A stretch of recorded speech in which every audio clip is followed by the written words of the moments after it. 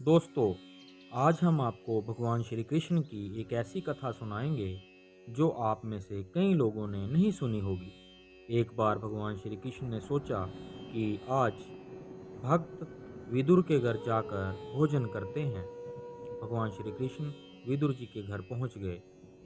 जब वह द्वार पर पहुंचे तो विदुर जी की पत्नी विदुरानी वहां आ गई।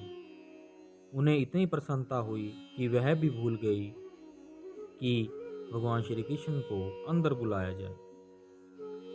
तब भगवान श्री कृष्ण ने खुद ही विदुरानी से पूछा कि क्या मैं अंदर आ सकता हूँ।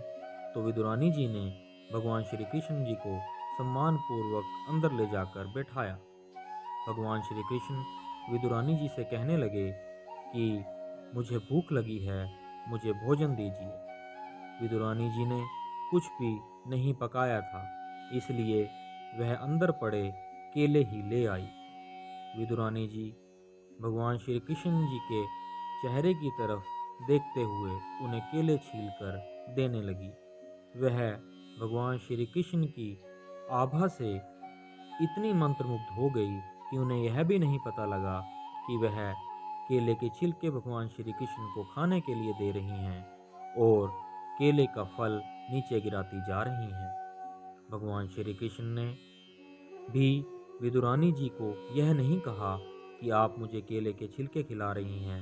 वह उनकी भक्ति में मंत्रमुग्ध होकर केले के छिलके ही खाते रहे।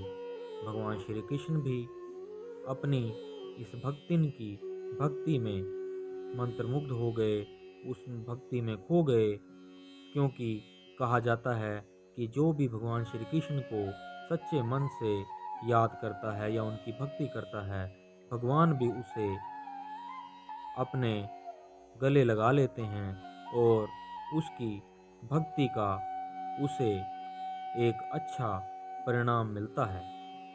भगवान श्री कृष्ण भी केले के छिलके खाते जा रहे थे, तभी विदुर जी वहां पहुंच गए। वह अपनी पत्नी को कहने लगे कि हे विदुरानी, तुम ये क्या कर रही हो? भगवान श्री कृष्ण को केले के छिलके खिला रही हो। तभी भगवान श्री कृष्ण जी ने विदुर जी से कहा कि विदुर जी, आप इन्हें कुछ मत कहिए, क्योंकि मुझे इनकी भक्ति इतनी अच्छी लगी या मुझे इनकी भक्ति में इतना आनंद आया कि मुझे केले के छिलके भी भोजन की तरह ही स्वादिष्ट लगे। विदुर जी और उनकी धर्मपत्नी यह सुनकर हैरान हो गए